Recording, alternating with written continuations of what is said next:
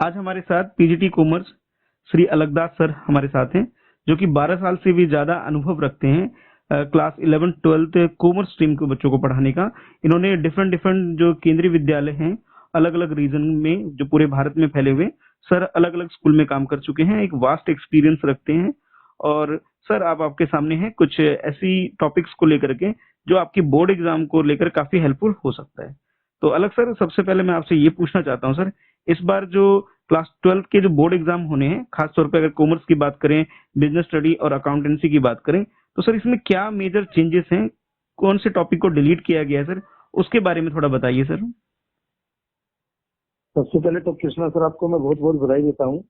आप इतना महान काम कर रहे हैं बच्चों के लिए, घर बैठे उनको इतनी अच्छी अच्छी वीडियोस आप प्रोवाइड करवा रहे हैं। मेरा बच्चा खुद आपकी वीडियो देखता है, बहुत अच्छी वीडियो बनाते हैं पढ़ाई के लिए, और ये बच्चों के लिए बहुत ही बेनिफिशियल है, बहुत ही बेनिफिशियल है। मैं खुद भी कई बार देखता हूँ।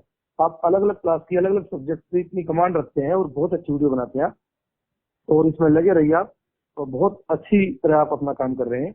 तो सर अब मैं आता हूँ जो आपने क्वेश्चन किया मेरे से कि डिलीटेड टॉपिक। सबसे पहले सर हम देखते हैं अकाउंटेंसी को। अकाउंटेंसी में जो फर्स्ट यूनिट है accounting for not for profit organisation, उसमें सर कोई चेंज नहीं है, वो एज इट इज है। सेकेंड यूनिट जो है अकाउंटिंग फॉर पार्टनरशिप फर्म, उसमें जो एडमिशन का पार्ट है फंडामेंटल में कोई चेंज नहीं है। जो एडमिशन का पार्ट है उसमें adjustment of account and preparation of balance sheet, ये चैप्टर के लास्ट में आता है, ये सब टॉपिक ये डिलीट है, बार ये नहीं आएगा। फिर retirement and death of A partner, adjustment of capital, preparation of loan account, जो एक थोड़ा सा लिटिल बिट टिपिकल टॉपिक था बच्चों के लिए, इस बार वो सीबीएसई ने हटा दिया है for this year only. Preparation of loan account of retiring partner और एडजस्टमेंट ऑफ कैपिटल इसमें भी नहीं आएगा। फिर प्रिपरेशन ऑफ डिसीज पार्टनर, जो डेथ ऑफ ए पार्टनर में है, वो अकाउंट बनाना नहीं आएगा, और एग्जीक्यूटिव का अकाउंट बनाना भी नहीं आएगा। डेथ में बहुत कम पोर्शन रह गया है। उसके बाद सर जो यूनिट थर्ड है अकाउंटिंग फॉर कंपनी, उसमें से एक चैप्टर ही पूरा डिलीट कर दिया सीबीएसई ने इस बार, रिडम्पशन ऑफ डिवेंचर। सारे मेथड, वो पहले भी उसमें कई मेथड कम कर दिए थे, अब की बार वो रिडम्पशन ऑफ डिवेंचर पूरा ही चैप्टर डिलीट कर दिया, उसमें से कुछ नहीं आएगा सर। ये थोड़ा सा सीबीएसई ने अकाउंटेंसी में चेंज किया है। और एक इसके साथ साथ मैं बता दूं, जो प्रोजेक्ट वर्क है, प्रोजेक्ट वर्क में पहले सर बच्चे 3 प्रोजेक्ट बनाते थे, एक कॉम्प्रिहेंसिव प्रोजेक्ट और 2 स्पेसिफिक प्रोजेक्ट। अब की बार सीबीएसई ने वो कोरोना के कारण ये कम कर दिया इसको भी, तो इसमें अब की बार ओनली 1 प्रोजेक्ट स्पेसिफिक, मतलब वो छोटा ही होता है, कॉम्प्रिहेंसिव बड़ा, काफी बड़ा प्रोजेक्ट होता है, उसको बिल्कुल नहीं बनाना है, और जो स्पेसिफिक 2 बनाते थे उनमें से केवल 1 बनाना है। ये तो हो गया अकाउंटेंसी में जो डिलीट पोर्शन हुआ। उसके बाद आते हैं सब बीएससी पे। जो बिजनेस स्टडीज है उसमें फर्स्ट और सेकंड यूनिट में कोई चेंज नहीं है। जो थर्ड यूनिट है सर बिजनेस इन्वायरमेंट, उसमें से जो डिलीट टॉपिक मैं बता रहा हूँ, डिमोनेटाइजेशन, इसका कॉन्सेप्ट पूरा डिलीट है।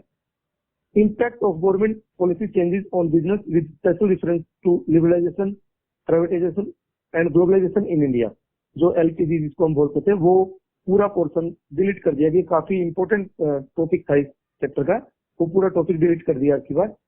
उसके बाद यूनिट 4 में planning, single use standing plan, objective, strategy, policy, procedure, method, rule, budget और प्रोग्राम, ये जो टाइप्स ऑफ प्लान थे, सिंगल यूज और स्टैंडिंग प्लान, ये 8 टाइप के थे, और इनमें बीच में डिफरेंस भी पूछा जाता था।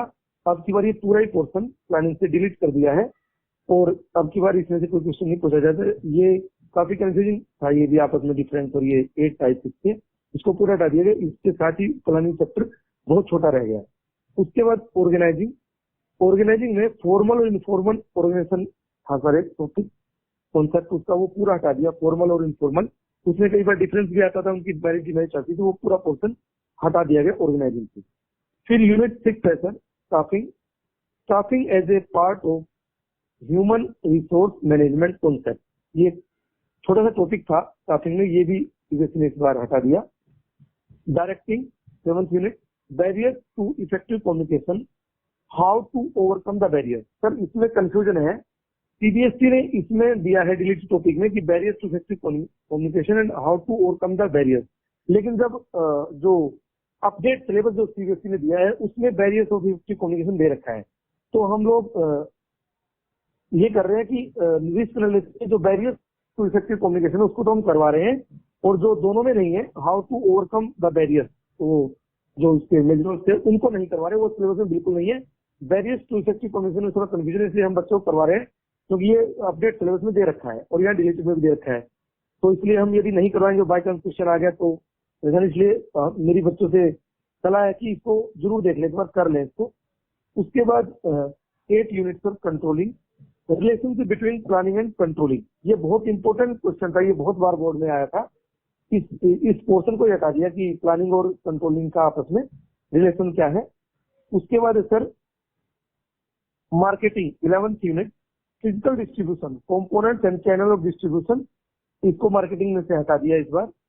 फिर last 12 unit consumer protection, consumer protection उसकी इंपॉर्टेंस और consumer awareness, role of consumer organisation, NGO, इनका जो रोल है वो पूरा पोर्शन हटा दिया गया सर। इस तरह से अकाउंट्स और बिजनेस स्टडीज में ये पोर्शन अब की बार सीबीएसई में क्वेश्चन आंसर नहीं पूछे जाएंगे, इनको इस साल के लिए हटा दिया।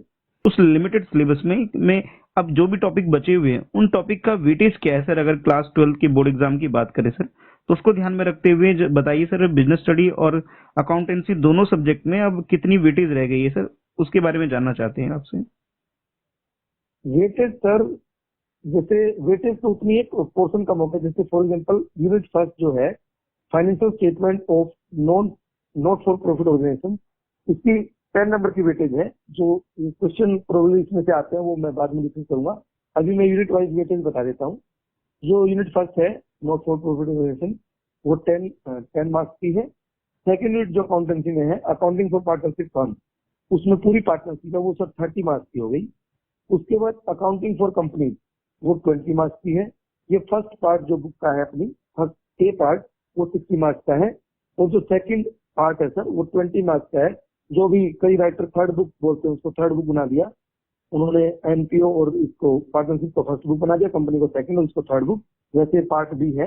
इसमें 2 यूनिट है sir, analysis of financial statement, जिसमें कॉमन कंपैरेटिव रेशियोज और थोड़ा थ्योरेटिकल पार्ट है, वो 12 मार्क्स की है। और सर एक 5th यूनिट है कैश फ्लो स्टेटमेंट, उसकी वेटेज सर 8 मार्क्स की है।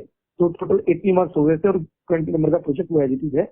उसमें मैंने आपको बताया कि अभी एक उनको बनाना है केवल स्पेसिफिक प्रोजेक्ट, और उसमें भी मैं सर थोड़ा सा वो बताऊंगा। जो प्रोजेक्ट वर्क है अकाउंटेंसी का, उसमें 4 नंबर की प्रोजेक्ट फाइल होती है सर, और 12 मार्क्स का रिटर्न टेस्ट है, और जिसमें क्वेश्चन करवाए जाएंगे और उसमें मार्क्स जो आएंगे वो प्रैक्टिकल में ऐड किए जाएंगे।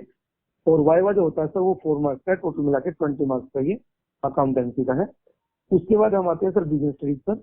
बिजनेस स्टडीज में पहले क्या होता था कि चैप्टर वाइज मार्क्स होते थे, लेकिन अभी क्या मल्टी डायमेंशनल क्वेश्चन आ गए, केस स्टडी वगैरह आने लगी, तो सीबीएसई ने क्या किया है कि 2-2, 3-3 उनको मिला के उनकी वेटेज बनाई है। जैसे मैं शुरुआत से कर रहा हूँ शुरू, ये जो nature and significance of management chapter first है, principle of management chapter second है, और बिजनेस एनवायरनमेंट वो चैप्टर थर्ड है। इन तीनों को मिलाकर सर वेटेज 16 मार्क्स की है। पहले चैप्टर वाइज होती थी जैसे 5 मार्क्स, 6 मार्क्स, 7 मार्क्स, लेकिन अब की बार क्या किया है सीबीएसई ने पिछले साल से, ये 16 मार्क्स की पहली 3 यूनिट है, और जो 4th और 5th यूनिट है प्लानिंग और ऑर्गेनाइजिंग वो 14 मार्क्स की है, और नेक्स्ट जो 3 यूनिट है स्टाफिंग, डायरेक्टिंग और कंट्रोलिंग, उनकी वेटेज सर 20 मार्क्स है। फिर है क्योंकि एक 2 चैप्टर में से भी एक क्वेश्चन असेंबल हो सकता है, तो इस तरह से इनकी व्यवस्था की गई है, सेपरेट भी हो सकता है और मिक्स भी हो सकता है क्वेश्चन। उसके बाद जो पार्ट बी है सर अपना बिजनेस फाइनेंस और मार्केटिंग, उसमें जो फाइनेंशियल मार्केट और फाइनेंशियल मैनेजमेंट 9 यूनिट है, फाइनेंशियल मार्केट 10 यूनिट है, उसकी बेसिस पर 15 मार्क्स की है। और उसके नेक्स्ट जो 2 यूनिट है मार्केटिंग मैनेजमेंट और कंज्यूमर प्रोटेक्शन एक्ट, उनकी बेसिस पर 15 मार्क्स की है। ऐसे करके 16, 14, 20, 15 और 15 ऐसे इनको सेपरेट किया गया है यूनिट बना के चैप्टर वाइज। तो वो टोटल हो गया सर 18 मार्क्स और 20 मार्क्स का प्रोजेक्ट बनाना है। इनको एक प्रोजेक्ट बनाना है, 2 साल पहले 2 बनाने पड़ते थे, अभी एक ही प्रोजेक्ट बनाना है। और उनके लिए सर बच्चों के पास सेकंड चैप्टर में से प्रिंसिपल ऑफ मैनेजमेंट और बिजनेस एनवायरनमेंट और मार्केटिंग मैनेजमेंट, ये 2-3 टॉपिक है, और स्टॉक एक्सचेंज, ये 3-4 टॉपिक सीबीएसई ने सजेस्ट किए हैं। इनमें से जैसे मार्केटिंग में कोई प्रोडक्ट लेके उसके ऊपर प्रोजेक्ट बना सकते हैं, और उसमें टेस्ट नहीं होता सर, उसमें केवल आपको अच्छी सी ठीक ठाक फाइल बनानी है और फिर वाइवा होता है और सर उसी में से 20 मार्क्स आपके लगते हैं।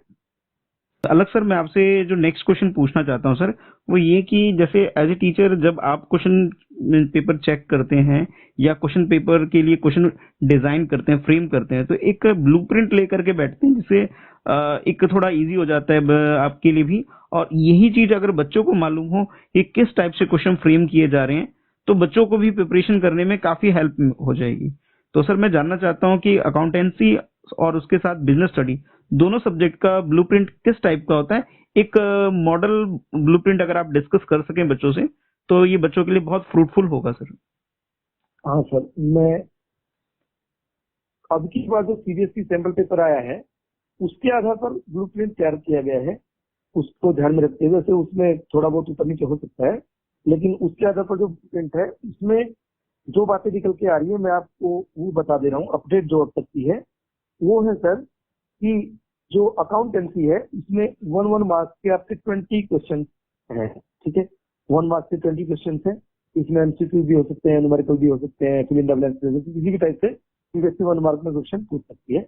उसके बाद सर आपके जो 3 मार्क्स के हैं सर वो 2 क्वेश्चन है 3 मार्क्स के, और 4 मार्क्स के 5 क्वेश्चन हैं, और 6 मार्क्स के 3 क्वेश्चन हैं, और 8 मार्क्स के सर 2 क्वेश्चन हैं।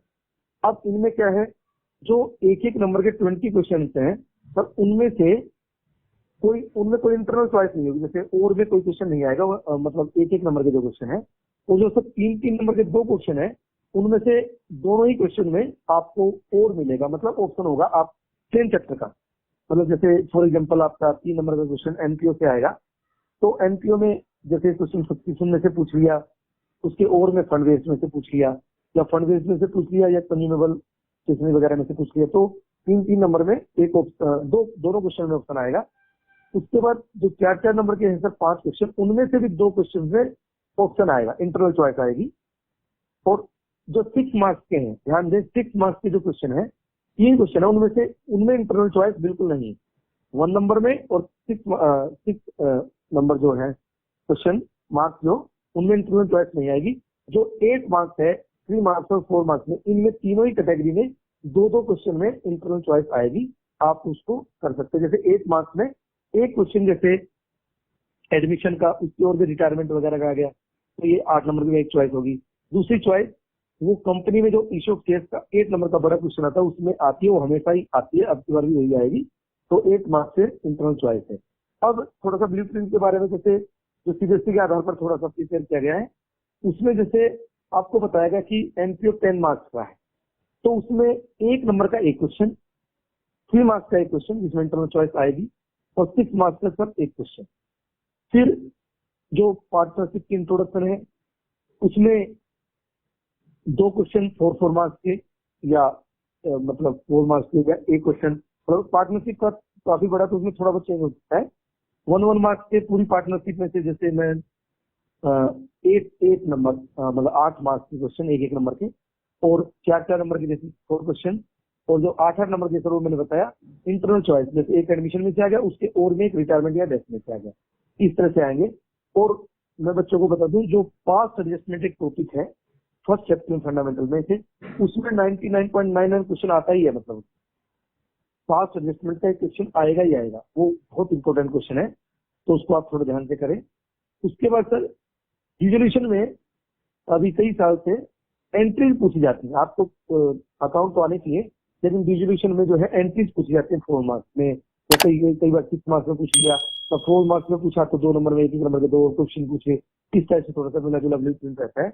और सर जो शेयर कैपिटल है इसमें से, तो एक 4 मार्क्स का क्वेश्चन, एक 8 मार्क्स का क्वेश्चन, एक नंबर के 2 क्वेश्चन, और जो ब्लूप्रिंट के ये सीबीएसई का जो सैंपल पेपर रिलेटेड उसके अनुसार जो डिवेंचर है वो सर 6 मार्क्स का क्वेश्चन, उसमें उसके 2 पार्ट भी हो सकते हैं, 3 भी हो सकते हैं। जैसे कुछ टर्म एंड कंडीशन के आधार पर एंट्री दे दी तो उसके एबीसी पार्ट हो सकते हैं और बी पार्ट हो सकते हैं, लेकिन टोटल उसके 6 नंबर। तो 6 मार्क्स का डिवेंचर, 14 मार्क्स का आपका शेयर, और टोटल इनकी 20 मैंने बताया था आपको। फिर उसके बाद सर फाइनेंशियल स्टेटमेंट में से थ्योरी के क्वेश्चन बनते हैं, एक नंबर के 2, कई बार उसमें से मतलब 3 नंबर का या इधर कर देते हैं, थोड़ा सा चेंज कर सकते हैं, लेकिन नॉर्मली इसमें संभावना रहती है कि एक नंबर के 2 क्वेश्चन आएंगे। फिर आ गया सर टूल्स फॉर एनालिसिस, जो आपके आपके वो क्या नाम है, कॉमन कंपैरेटिव है। तो उनमें से एक क्वेश्चन 4 मार्क्स का आएगा और उसमें इंटरनल चॉइस आएगी। जैसे कॉमन और कंपैरेटिव है, एक आगे बीच में और है, कोई भी आप कर सकते हैं। फिर है सर रेशो का, रेशो एनालिसिस, उसमें से एक नंबर के 3 क्वेश्चन और 3 नंबर का एक क्वेश्चन नॉर्मली आता है। और सर फिर cash flow statement last unit, उसमें से एक नंबर के 2 क्वेश्चन और 6 मार्क्स का सर एक क्वेश्चन, वो हमेशा आता ही है। सबसे लास्ट क्वेश्चन रहता है, सबसे लास्ट क्वेश्चन जो क्वेश्चन पेपर का रहता है वो कैश फ्लो स्टेटमेंट का 6 मार्क्स का क्वेश्चन रहता है। तो सर ये अकाउंटेंसी का है। बिजनेस स्टडीज की बात करें तो बिजनेस स्टडीज में 20 जो क्वेश्चन है वो 1 मार्क्स के। और उन क्वेश्चन में सर मैं बता देना चाहता हूँ कि मिक्सिंग क्वेश्चन आएंगे। मिक्सिंग जैसे एनसीक्यू भी हो सकते हैं, फिल इन द ब्लैंक्स भी हो सकते हैं, ट्रू फॉल्स भी हो सकते हैं, मैच द फॉलोइंग जो बच्चे बचपन में छोटी क्लासों में करते थे, वैसा भी क्वेश्चन हो सकता है। और अब की बार एक नई चीज शुरू की है सीबीएसई ने, सेंट्रल पेपर में बच्चे देखेंगे कि एक नंबर के तो हो गए 12 क्वेश्चन ये, और जो एमसीक्यू जो 8 और रह गए क्वेश्चन एक नंबर के, उनको सीबीएसई ने थोड़ा जैसे अनसीन पैसेज होता है इंग्लिश में, इस तरह से कर दिया है। एक आपको पैसेज दिया रहेगा, पैराग्राफ दिया रहेगा, उसको पढ़ के आप नीचे उसके 4 क्वेश्चन होंगे, उसको पढ़ के आप उसके आंसर देंगे, वो एक नंबर के होंगे चारों। और ऐसे 2 क्वेश्चन होंगे, मतलब 12 क्वेश्चन तो सिंपल एक नंबर के हो गए, और 4 नंबर के जिनके पॉइंट एक होंगे, मतलब पैसेज पैराग्राफ पढ़ के आप आंसर देंगे। तो और ऐसे 2 क्वेश्चन होंगे, तो कुल मिला के ये एक नंबर के आपके 20 क्वेश्चन हो गए 20 नंबर। ठीक है सर। फिर 3 नंबर के 4 क्वेश्चन है। अच्छा, इसमें जो एक नंबर के 20 क्वेश्चन आएंगे बीएससी में, इसमें एक नंबर के 2 क्वेश्चनों में इंटरनल चॉइस होगी, मतलब ये करिए आप या ये करिए, जो अकाउंटेंसी में नहीं थी वो बीएससी में है। 20 में से, मतलब जो 12 एक नंबर के अलग अलग क्वेश्चन है, उनमें से भी 2 क्वेश्चन में आपके पास चॉइस है, ऑप्शन आएगा ये कर लें या ये कर लें। उसके बाद 3 नंबर के मार्क्स के सर 4 क्वेश्चन आएंगे, उनमें भी आपके पास 2 क्वेश्चन में चॉइस रहेगी, आप ये कर लें या ये कर लें। उसके बाद 4 मार्क्स के 6 क्वेश्चन आएंगे, उनमें से भी आपके पास 2 क्वेश्चन में चॉइस रहेगी, आप पहले वाला करिए और के बाद वाला करिए। उसके बाद 6 मार्क्स के सर 4 क्वेश्चन आएंगे, उनमें भी आपके पास 2 नंबर में 2 क्वेश्चन में चॉइस रहेगी। मेरे कहने का मतलब ये है, एक नंबर के 20 क्वेश्चन, 3 नंबर के 4, और 4 मार्क्स के 6 क्वेश्चन और 6 मार्क्स के 4 क्वेश्चन। इन सब कैटेगरी में 4 कैटेगरी हो गई, इन सब कैटेगरी में हर एक कैटेगरी के 2 क्वेश्चन में इंटरनल चॉइस मिलेगी बच्चों को, वो ये आंसर कर दे या और के बाद वाला कर दे, तो ये बच्चों को चॉइस मिलेगी। और अभी सर जैसे ब्लूप्रिंट में क्या है कि ब्लूप्रिंट के आधार पे, जैसे मैंने बताया 6 नंबर के 4 क्वेश्चन आएंगे, 4 नंबर के 6 आएंगे, तो वो चैप्टर के अनुसार थोड़ा थोड़ा, जैसे यूनिट है ना, तो यूनिट में चेंज होता है, उसमें एग्जैक्ट करेक्ट पता नहीं। जैसे चैप्टर में हो तो पता लगा जाए 4 नंबर, लेकिन जैसे मैंने बताया 3 चैप्टर की इकट्ठी वेटेज है, तो उसमें क्या कि मतलब वो 4 नंबर का क्वेश्चन फर्स्ट चैप्टर में देंगे, सेकंड में से देंगे, थर्ड में से देंगे, वो मतलब अभी पूरा अच्छी तरह डिसाइड नहीं है, वो उसमें क्या ऊपर नीचे हो जाता है। तो उसमें बच्चे थोड़ा सा वो करेंगे कि फर्स्ट जो 3 चैप्टर है उनमें से 16 मार्क्स के, अगले जो 2 है 14 मार्क्स के, और नेक्स्ट 2 है 20 मार्क्स के, और नेक्स्ट जो फाइनेंशियल मैनेजमेंट और मार्केटिंग है वो 15, और मार्केटिंग और कंज्यूमर प्रोडक्शन 15। तो उसमें क्या ऊपर नीचे वो क्वेश्चन को कर सकते हैं और मिक्स क्वेश्चन भी दे सकते हैं। तो सर इस तरह से रहेगा ये। तो सर आपने ब्लूप्रिंट के साथ साथ हर तरह के जो क्वेश्चन बच्चों से पूछे जा सकते हैं अलग अलग यूनिट में, वो भी डिस्कस किया। सर लास्ट में मैं आपसे ये पूछना चाहता हूँ सर कि आपकी सलाह बच्चों के लिए क्या होगी, कि आपकी तरफ से अगर मैं पूछना चाहूँ सर कि आपकी तरीके से एक टिप्स ट्रिक बच्चों के लिए क्या होगी, जिस तरह से वो कॉमर्स में ना ही वो बच्चे पास हों बल्कि बहुत अच्छे नंबरों से पास हों, तो उसके लिए बच्चे को क्या करना चाहिए, क्या नहीं करना चाहिए? आपके जो भी सुझाव हैं सर, जो भी आप एज इतना एक्सपीरियंस रखते हैं। और बच्चों, मैं सर के बारे में एक बात और मेंशन करना चाहूंगा, जब से सर केंद्रीय विद्यालय संगठन में काम कर रहे हैं, हर साल से सर को अपार में आउटस्टैंडिंग मिलता हुआ आ रहा है। इवन बहुत सारे टीचर केंद्रीय विद्यालय में काम करते हैं, उनको पूरी लाइफ में 1 या 2 बार भी अगर ये अपार में आउटस्टैंडिंग मिल जाए तो बहुत बड़ी अचीवमेंट मानी जाती है। और सर जब से काम करते हुए आ रहे हैं, तब से हर एक साल सर को आउटस्टैंडिंग मिलता हुआ आ रहा है, और सर का रिजल्ट भी बहुत बढ़िया आ रहा है। तो सर आप खुद भी एक बहुत मेहनती, या फिर मैं कहूँ बहुत हार्ड वर्किंग टीचर हैं सर, तो एक स्टूडेंट को कैसे हार्ड वर्क करना है अपने इस आने वाले एग्जाम के लिए, उसके बारे में बताइए सर। हाँ सर, हम जैसे क्या है कि जैसे सेशन एंडिंग वगैरह के पेपर भी सेट करते हैं 11th वगैरह के, और 12th में जो लोग करते हैं उनके साथ भी हमारी बातचीत होती है, जैसे राइटर वगैरह हैं उनसे भी हम जुड़े हुए हैं, ऑल इंडिया लेवल पे कई सारे ग्रुप बने हुए हैं, तो हम आपस में डिस्कस भी करते रहते हैं। तो बात निकल के सामने ये आ रही है कि जो बच्चे जैसे तैयारी कर रहे हैं तो उनको इजी टू डिफिकल्ट, मतलब पहले आसान पोर्शन, फिर उससे मुश्किल, फिर उससे मुश्किल। लेकिन होता उल्टा है, बच्चे क्या करते हैं, आसान को तो वो करते नहीं है और वो सीधे ही टिपिकल को करते हैं, और वो टिपिकल में उलझ जाते हैं, उसको कर नहीं पाते, आसान उनमें पढ़ा नहीं होता, इसलिए वो मतलब थोड़ा उनको दिक्कत होती है। तो मेरा ये सुझाव है बच्चों को कि जो पहले आसान पोर्शन है उसको बच्चे करें, जो इजी पोर्शन जैसे कॉमन कंपैरेटिव हो गया है, जिसको मान लीजिए कोई ईश ऑफ सेल्स में कंफर्टेबल है, डिफेंस की कंडीशन में कंफर्टेबल है, वो करें। पहले इतना कर लें कि उनको मतलब कम से कम रिजल्ट खराब होने की टेंशन ना हो, वो करें, उसके बाद वो बढ़ते जाएं। दूसरा क्या है कि आप जैसे आज आपने पार्टनरशिप का फंडामेंटल किया, उसकी कुछ एंट्रीज हैं, कुछ फॉर्मेट है, उनको अलग से लिख लें। जैसे 10th क्लास में आप फॉर्मूले वगैरह लिखते थे, उनको अलग से लिखें। और जैसे ही, जैसे मान लीजिए आपको आज आपको दोबारा फंडामेंटल रिवीजन करना, तो पहले अपनी उस कॉपी को उठाइए जिसमें आपने एंट्रीज और फॉर्मेट लिखे हैं, पहले उसको पढ़िए 2 बार, उसके बाद सवाल उठाइए, तो आपको देखना सवाल फटाफट निकलेंगे, क्योंकि अकाउंटेंसी में एंट्रीज और फॉर्मेट का बहुत अधिक इंपॉर्टेंस है। यदि वो आप समझ गए तो आपके अकाउंटेंसी में कोई दिक्कत नहीं होगी। उसके बाद क्या है कि कई बच्चे क्या धीरे लिखते हैं, तो पहले मेरा सजेशन उनको ये है कि पहले एंट्रीज कर दें पूरी, जो नीचे नरेशन का पार्ट होता है उसके लिए एक एक लाइन छोड़ दें, और जब आपको लास्ट में टाइम लगे, जैसे भाई आपको 5 मिनट्स मोर ऐसे बोलते हैं एग्जामिनर, और आपको पेपर है तो पेपर करें, नहीं तो उनको फिर फटाफट आप लिख दें नरेशन को। यदि बीच में आप उनको लिखोगे तो आपका टाइम ज्यादा लगेगा।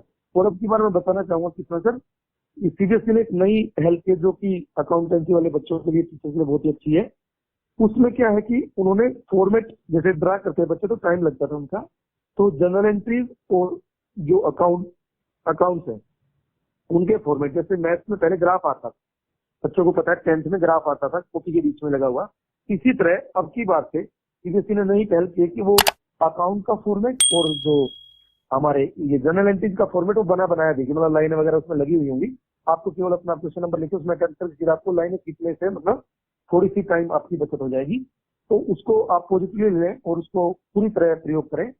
और जो अदर देन मतलब फॉर्मेट के सवाल है उनको अलग, जो आपके सिंपल होंगे उनसे करें। फिर क्या है कि बच्चों आप जो अकाउंटेंसी में फॉर्मेट बनाते हैं, जनरल एंट्री करते हैं, सबसे पहले उनके जो मेन चीजें होती हैं, जैसे name of the ledger account, जैसे कैश अकाउंट बना रहे हैं, डेबिट अकाउंट बना रहे हैं, या आप मान लीजिए मशीनरी अकाउंट बना रहे हैं, क्या अकाउंट बना रहे हैं उसका नाम लिखें। और यदि in the books of question में है तो इन द बुक्स ऑफ भी लिख सकते हैं आप ऊपर। जनरल एंट्री है उसको सही फॉर्मेट बना हुआ आएगा, आपको बस आपको काम इजी होगा, तो उसको करें। स्टेटमेंट, अच्छा कई बच्चे मैंने देखा क्या करते हैं, वो क्वेश्चन को लिखते हैं, मतलब काफी क्वेश्चन लिख लेते हैं, उसके बाद उसका आंसर। आपको डायरेक्ट सॉल्यूशन लिखना है और आपको क्वेश्चन नंबर बिल्कुल क्लियर लिखना है, ये नहीं कि वो 9 भी लगे और 4 भी लगे, वो नहीं होना चाहिए। बिल्कुल क्लियर कट आप क्वेश्चन नंबर लिखेंगे और फिर क्वेश्चन को शुरू करेंगे। वर्किंग नोट, आपके देखिए अकाउंटेंसी में कुछ भी रफ वर्क नहीं होता है।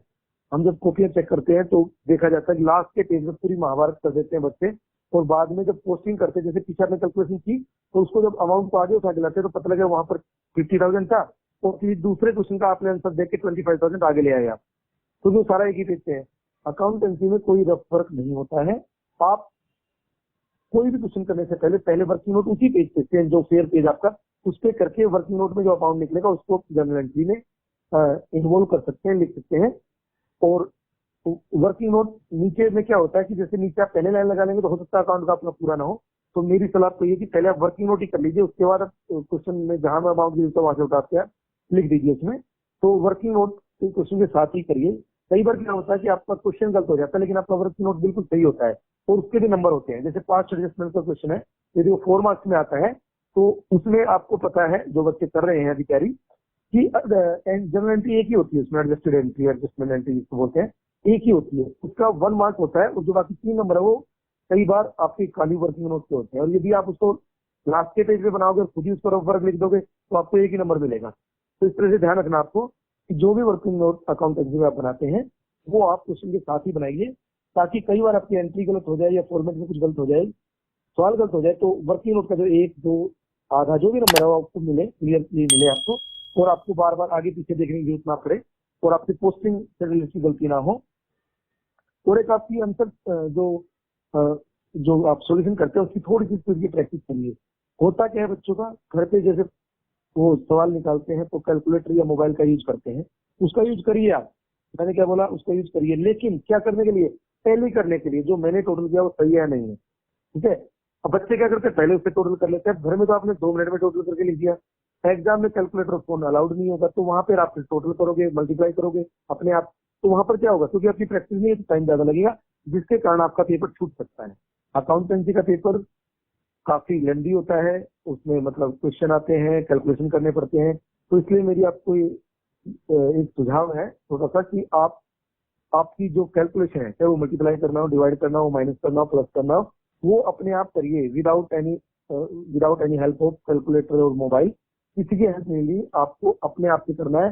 होगा क्या, आज आपके सवाल में आपको 15 मिनट लग रहे हैं, जैसे धीरे धीरे प्रैक्टिस करोगे तो वो 12 मिनट, 15 मिनट, 10 मिनट, 8 मिनट पे आ जाएगा। और लेकिन यदि आप कैलकुलेटर से याद करते हो 8 मिनट में, तो पेपर में आपको 15 मिनट लगेंगे, 20 मिनट लगेंगे, और फिर भी कंफ्यूजन रहेगा, आपको कॉन्फिडेंस नहीं होगा कि मेरा आंसर ठीक है या गलत है। तो इसलिए, और बार बार उसको टोटल करेंगे आप, इसलिए मेरी सलाह है कि मोबाइल और कैलकुलेटर से कैलकुलेशन करना छोड़ के खुद से करें, क्योंकि पेपर में वो चीज अलाउड नहीं है। और टैली करने के लिए उनका प्रयोग आप कर सकते हैं। नए पैटर्न का ध्यान रखें, पहले उन क्वेश्चन को करें जो आपको अच्छी तरह आते हैं, उसके बाद आप उन पे आइए जो आपको कम आते हैं, उसके बाद जो बिल्कुल नहीं आते हैं छोड़ना नहीं है। आपको पता स्टेप मार्किंग होती है, स्टेप मार्किंग का मतलब ये होता है कि जिस क्वेश्चन में, मान लीजिए फॉर एग्जाम्पल आपको एडमिशन के क्वेश्चन में केवल रिवोल्यूशन आता है, आप रिवोल्यूशन बनाइए, उसके बाद जो भी क्वेश्चन उसकी प्रॉफिट लॉस की पार्टनर्स कैपिटल में करनी होती है और कैपिटल अकाउंट में करनी होती है, जो आपको आता है वो कर दीजिए, ये नहीं कि मुझे नहीं आता। और एक और सजेशन है मेरा आपको, कि जो 8 मार्क्स में जो चॉइस आती है, ध्यान से सुनेंगे बच्चे, 8 मार्क्स में चॉइस आती है, आपको पता 8 मार्क्स का क्वेश्चन काफी बड़ा होता है अकाउंटेंसी में। आप जब आपको पढ़ने का टाइम मिलता है 15 मिनट, तो उसमें ही डिसाइड कर लें कि मुझे ए पार्ट करना है, बी, मतलब ऑप्शन में कौन सा करना है, और जो आपको करना है उस पर टिक और दूसरे पे क्रॉस। अब होगा क्या उससे, जब आप क्वेश्चन कर रहे होते हैं तो आपको जो टिक वाला है उसी को करना, उसी को सोचना, उसी को करना है। उसका रीजन ये है कि यदि आपने दूसरे क्वेश्चन को भी पढ़ा तो फिर आपके 10 मिनट लगेंगे, और हो सकता है आपको उस क्वेश्चन पसंद आए, फिर आप उसको काटोगे, उसको करोगे, इतना टाइम नहीं होता आपके पास।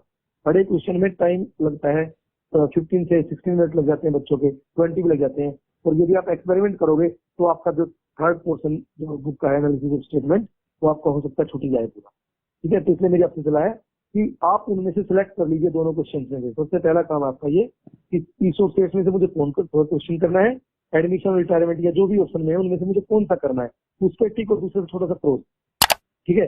और उसके बाद जब आप करेंगे तो दूसरे को झांकेंगे भी नहीं, देखेंगे नहीं, पढ़ेंगे भी नहीं, क्योंकि आप झांकोगे तो पढ़ोगे तो आपको लगेगा मन करने का, फिर उसमें एक्सपेरिमेंट करोगे, इसमें करोगे, तो आपका वैसे जो टाइम बहुत ज्यादा होगा, इतना टाइम अकाउंटेंसी में होता नहीं है। तो पहले ही सिलेक्ट कर ले, उसी क्वेश्चन को करें, तो स्पीड बढ़ाएं, तो जो आपका आंसर आता निकल के उसको क्लियरली लिखें। रुपीज में जैसे 4000 आंसर आया तो ₹4000, परसेंटेज में आया तो 20%, अलग से उसको नीचे मतलब लिखे। फॉर्मूले जो होते हैं, जैसे रेशो में आप फॉर्मूले लिखेंगे, उनमें आप रेक्टेंगल बना सकते हैं हाथ से ही, स्केल से नहीं, हाथ से ही। और आंसर में आप सर्कल बना सकते हैं। उसका रीजन ये होता है कि जो लोग बहुत स्पीड से कॉपी चेक करते हैं, वो आंसर फॉर्मूले वगैरह यदि को बिल्कुल एकदम कंफर्टेबल तरीके से मिल जाएंगे तो नंबर पूरे रखेंगे। और होता क्या, बीच में यदि कभी मिस्टेक हो तो वो भी इग्नोर हो जाती है उनसे। और लेकिन यदि आप पूरा एक ही में पता नहीं लगेगा फॉर्मूला का है, आंसर का है, तो एक एक लाइन को पढ़ना पड़ेगा, और उसमें बीच में कोई भी गलती होगी तो उसका नंबर वो कट हो जाएगा, ठीक है। तो इस तरह से आपको ध्यान रखना है, बड़े अच्छे से पेपर को करना है। और एक और बात, यदि आप किसी न्यूमेरिकल में अटक जाए, अटक मतलब उसकी न्यूमेरिकल कैलकुलेशन ज्यादा हार्ड हो रही हो, तो आप उसको वहीं छोड़ देंगे, नेक्स्ट क्वेश्चन में चले जाके आगे बढ़ेंगे, और लास्ट में टाइम बचे तो आप कर दे। यदि बाई चांस वो रह भी गया आपका, तो 1 या 2 नंबर कट जाएगा। लेकिन यदि आप उसमें लगे रहे 10-15 मिनट तक, तो आपके पिछले क्वेश्चन छूटने की ज्यादा उम्मीद होती है।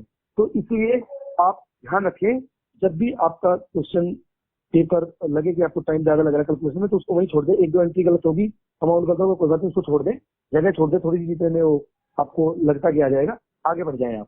मतलब एक क्वेश्चन पे लगे नहीं रहे, कहने का मतलब मेरा ये है, ठीक है। तो इस तरह ये छोटी छोटी बातों आप ध्यान रखेंगे तो निश्चित रूप से आपकी बहुत अच्छी तैयारी होगी, बहुत अच्छे नंबर आएंगे। और ध्यान रखें, अकाउंटेंसी टाइम कंज्यूमिंग सब्जेक्ट है, टाइम आपको देना ही पड़ेगा। यदि आप ये सोचते हैं कि आधे घंटे में सब कुछ कर ले, ऐसा पॉसिबल नहीं है। जैसे अकाउंटेंसी है, मैथ्स है, टाइम कंज्यूमिंग सब्जेक्ट है, इनमें टाइम दे, और जैसे जैसे आप पेपर पढ़ते जाएंगे, जैसे फॉर एग्जाम्पल आपने पिछले वीक फंडामेंटल्स किया था, इस वीक आप ईशो शेष कर रहे हैं, ईशो शेष हुआ तो फिर एक बार उसको और देख लो 10-15 मिनट के लिए फंडामेंटल्स, ताकि जब बार बार आप देखोगे तो वो आपके दिमाग में फॉर्मेट एंट्री फॉर्मूले जो भी गुडविल के जो भी कुछ है वो एकदम परमानेंट हो जाएंगे आपके दिमाग में। तो फिर आपको भूलने की मतलब वहां पर नौबत नहीं आएगी। होता क्या, आपने 1 महीना किया, उसके बाद अगले महीने कुछ नहीं किया पार्टनरशिप, तो उसके बाद क्या होगा, आप बिल्कुल ब्लैंक हो गए। उसके बाद करोगे तो फिर वो ये बोल जाओगे। धीरे धीरे जब भी आपको मौका मिले, जैसे जब भी मौका मिले तो जो चैप्टर आप अच्छी तरह आता है आपको उसको फिर एक बार 10 मिनट के लिए देख लें और वो आपके दिमाग में बिल्कुल एकदम परमानेंट हो जाएगा। तो कृष्णा सर ये अकाउंटेंसी के लिए कुछ बातें थी, अब थोड़ा बीएससी के लिए बता देता हूँ मैं। बीएससी में क्या है कि जैसे मैंने बताया क्वेश्चन आते हैं और में भी आते हैं, उसमें भी यही है जो क्वेश्चन, जैसे और में क्या होता है ऑप्शन जब आता है तो आपको देखना मैक्सिमम मैं किस पे मैं आंसर बढ़िया दे सकता हूँ, उसी को सेलेक्ट करना, उसी को करना है। ठीक है, आपको ऐसा लगता है बिजनेस स्टडी में कि केस स्टडी बहुत बड़ी है, मुझे टाइम ज्यादा लगेगा, तो उसको पहले छोड़ दें, पहले डायरेक्ट क्वेश्चन करें आप। जैसे explain the process of planning, explain the process of controlling, explain the importance of management, इस टाइप के जो क्वेश्चन होते हैं वो भी आते हैं काफी, तो उसको पहले आप फोकस करें, उसमें लिखें आप। और दूसरी बात, आपको जितना लिखना है, जैसे फॉर एग्जांपल आपसे पूछा डिफाइन मैनेजमेंट, तो आप उसकी डेफिनेशन लिखते। बच्चे क्या करते हैं, क्योंकि वो उनको आता है तो उसमें पूरा पेज भर देंगे वो। मैं आपको बताना चाहता हूँ बच्चों, आप टू द पॉइंट लिखिए। ज्यादा पढ़ने के लिए वहां पर कोई नहीं बैठा है, उनको जो क्वेश्चन आपको दिया गया उसका आंसर दीजिए बस। आपको क्या आता है उसको कोई नहीं देख रहा है, लेकिन आप टू द पॉइंट आंसर देंगे, उससे क्या होगा, आपको कम टाइम लगेगा, उसको चेक करने में भी कंफर्टेबल रहेंगे। और बाद में क्या होगा, वो टाइम जो आप उस पर लगा रहे थे एक पेज, वो अपने 6 मार्क्स के जो 4 मार्क्स के जो क्वेश्चन है जिन्हें लिखना एक्सप्लेन करना आपको, उसमें करिए। लेकिन बच्चे, और यदि आपको ऐसा लगता है कि हमें शुरू में ज्यादा लिखने की वो है, तो आप लास्ट के क्वेश्चन से शुरू कर दीजिए, 6 मार्क्स के क्वेश्चन पहला करिए आप, उसके बाद मतलब धीरे धीरे फिर आप कीजिए। और जो आपको अच्छी तरह आता है, कोई सीरियल बनाने की जरूरत नहीं होती सीबीएसई में, जो आपको पोर्शन पहले आता है, 6 मार्क्स का पहले आता है, 3 मार्क्स का पहले आता है, या 4 मार्क्स के आपको अच्छे आ रहे हैं, कोई 6 मार्क्स ऑप्शन आपको बहुत बढ़िया आ रहा है, तो उसको सबसे पहले करिए। क्योंकि first impression is the last impression. वो क्या करते हैं कि वो जैसे 2-3 क्वेश्चन को चेक करेंगे और आपने बहुत अच्छा कंटेंट उसमें डाला होगा, बहुत अच्छे से एक्सप्लेन किया होगा, तो उनकी मेंटलिटी हो जाती है कि भैया बच्चा बहुत अच्छा है, तो इसलिए आगे भी फिर वो अंदाजे से थोड़ा सा सही चलता है। और पहले ही क्वेश्चन क्या पास गलत कर दिए, या उसमें थोड़ा अननेसेसरी लिख दिया, या ऐसे ही मतलब लगा उनको कि कुछ नहीं है, तो लास्ट में जो आपने बढ़िया क्वेश्चन किए होते हैं उनमें भी पता लगे 5 देना चाह रहे हैं लेकिन 4.5 या 4 नंबर देके जा रहे हैं। और आप एक एक नंबर वाले जो क्वेश्चन उनको इकट्ठा करिए और उनके बीच में एक एक लाइन का कम से कम, धोखा देना चाहिए लेकिन एक एक लाइन का कम से कम गैप दीजिए, ताकि क्योंकि उनको आंसर भी रखने होते हैं उसमें। आप एक भी लाइन नहीं छोड़ते हैं, एक ही पेज में 20-30 क्वेश्चन कर देते हैं, वो थोड़ा सा ठीक तरीका नहीं है पेपर करने का। आप 1 या 2 लाइन उनमें पेज छोड़िए, ताकि चेक करके वो नंबर भी लिखने होते हैं एग्जामिनर को। और मैं आपको बता दूं, एग्जामिनर को आप जितना कंफर्टेबल करेंगे, अच्छी राइटिंग लिखेंगे, हेडिंग अच्छी तरह एक्सप्लेन करेंगे, हेडिंग लिखेंगे, और मतलब राइटिंग आपकी ठीक ठाक होगी, तो जो पूछा गया पूरा पॉइंट आंसर देंगे, अननेसेसरी नहीं लिखेंगे बहुत ज्यादा, तो क्या होगा कि वो कंफर्टेबल होगा। और आप एग्जामिनर को कंफर्टेबल कर रहे हैं तो फिर वो आपको नंबर भी उसी हिसाब से देगा। पूरे आप क्वेश्चन नंबर नहीं लिख रहे हैं या अननेसेसरी लिख रहे हैं जिसका कोई मतलब ही नहीं है, तो क्या परेशान होकर फिर वो अच्छे जो क्वेश्चन आते हैं उनमें भी नंबर कटने की थोड़ी ज्यादा संभावना हो जाती है। उसके बाद मैं कह रहा हूँ, जैसे मान लीजिए आपका क्वेश्चन आप अटेम्प्ट कर रहे हैं पेपर, और आपका टाइम कम रह गया लिखते लिखते, और लास्ट में जो है आपको 6 मार्क्स का क्वेश्चन है, आपको 6 जो एक्सप्लेन करना है, मान लीजिए इंपोर्टेंस या टीचर के जो भी है, डीमेरिट मेरिट जो भी, आपका टाइम बहुत कम रह गया, तो सबसे पहले आप क्या करेंगे, हेडिंग लिखेंगे प्रॉपर, 3-4 लाइनें छोड़ के पहले हेडिंग लिखेंगे, क्योंकि हेडिंग का हाफ मार्क्स होता है, हाफ मार्क्स एक्सप्लेनेशन का होता है। अब होता क्या है, बच्चे ने एक हेडिंग लिखी, उसको एक्सप्लेन कर रहे थे, टाइम हो गया, एग्जाम में सीट ले ली, तो कितना नंबर आया, मान लीजिए पूरा करेक्ट हुआ आपका 1। लेकिन उसी टाइम में जितने टाइम में आपने एक हेडिंग एक्सप्लेन की है, उतने टाइम में आप 6 हेडिंग लिख सकते हैं। मैंने क्या बोला, हेडिंग लिख सकते हैं। तो यदि आपने 6 हेडिंग लिख दी, उसके बाद एक को एक्सप्लेन कर लेने जब मैंने पेपर ले लिया, तो 6 हेडिंग के आपको 3 मार्क्स मिलेंगे, समझ रहे। जब हमारे पास टाइम कम रहता है तो पहले हेडिंग लिखेंगे हम, और उसका एक और फायदा होता है, जब आप एक्सप्लेन करते हैं तो हेडिंग देख के एक्सप्लेन कर सकते हैं। लेकिन यदि आप एक्सप्लेन करने लगे शुरू से, पहले को फिर दूसरे को, हो सकता है आप तीसरी, चौथी या 5वीं या 6 हेडिंग भूल जाएं, फिर आपको याद करने में, मेमोराइज करने में आपको टाइम लगेगा कि क्या था। तो पहले ही फटाक से पहले हेडिंग लिखो, 6, 5, 4 जो भी आपके हैं, और फिर उनको एक्सप्लेन करना शुरू करो। टाइम खत्म होगा तो कोई बात नहीं, हेडिंग आपने लिख दी, मतलब हाफ जो उसके नंबर है, 3 मार्क्स आपके कब्जे में आ गए। उसके बाद जितना लिख सकते हैं आप लिख दीजिए, जितने कम टाइम बचा है। तो प्रॉपर तरीके से पेपर को करें, हैंड राइटिंग को ठीक लिखें और अपना क्वेश्चन नंबर बिल्कुल करेक्ट तरीके से लिखें, लाइन के बीच में मतलब जैसे क्वेश्चन खत्म होता है स्पेस छोड़े। और एक और बात, जैसे आपकी 2 लाइनें बची हैं, कुछ बच्चे क्या करें 6 नंबर के क्वेश्चन को वहीं से शुरू कर देते हैं, अकाउंट और बीएसटी दोनों की बात कर रहा हूँ मैं। यदि 1-2 लाइन बचती है तो नेक्स्ट पेज पे आ जाइए आप, ठीक है ना, नेक्स्ट पेज पे आ जाइए, वहां से शुरू करिए आप, ठीक है। ऐसे अकाउंट्स में बच्चे क्या करते हैं, नीचे वो 1-2 लाइन बच्चे वहीं से अकाउंट बनाना शुरू कर देंगे, पता लगे पर्टिकुलर सामान तो यहाँ रह गया और बाकी सब कुछ आगे चला गया। वो गलत तरीका है। आप जब भी अकाउंट बनाएं, बैलेंस शीट बनाएं या कोई तो मतलब जनरल एंट्री शुरू करें तो फर्स्ट पेज से शुरू करिए। जैसे जब तो अब की बार तो शुरुआत नहीं है ना, जैसे 1-2 लाइन बचती है तो उसको छोड़ दीजिए, क्योंकि आपके पास बहुत लंबी चौड़ी शीट होती है, बहुत अच्छे से आपका प्रॉपर तरीके से करेंगे तो पेपर आ जाते हैं, ज्यादा पेज बच ही जाता है। तो ये सब सजेशन है मेरे आप लोगों के लिए। सर आपने ये जो अपने एक बहुमूल्य टिप्स जो बच्चों को दिए हैं सर, ये बहुत ज्यादा बेनिफिशियल होने वाला है अलग सर। तो अलग सर मैं आपकी बहुत बहुत प्रशंसा करता हूँ कि आप हमारे साथ आए और आपने अपने जो भी विचार हैं, जो भी आपका एक लंबा अनुभव है जो हमारे साथ और बच्चों के साथ जो शेयर किया है सर, ये बहुत ज्यादा बेनिफिशियल होने वाला है।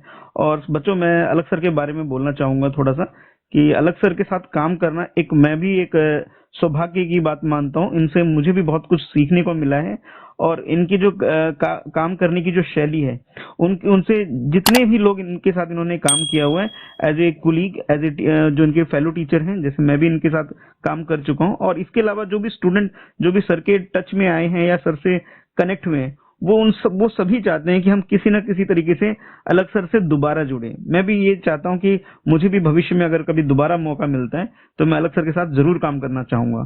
तो बच्चों ये थे हमारे अलग सर, जो कि केंद्रीय विद्यालय संगठन में बहुत अनुभव रखते हैं और बहुत ही मेहनत करते हैं बच्चों के ऊपर, और उनकी वजह से ही जो बच्चे हैं वो भी अच्छे रिजल्ट लाते हैं।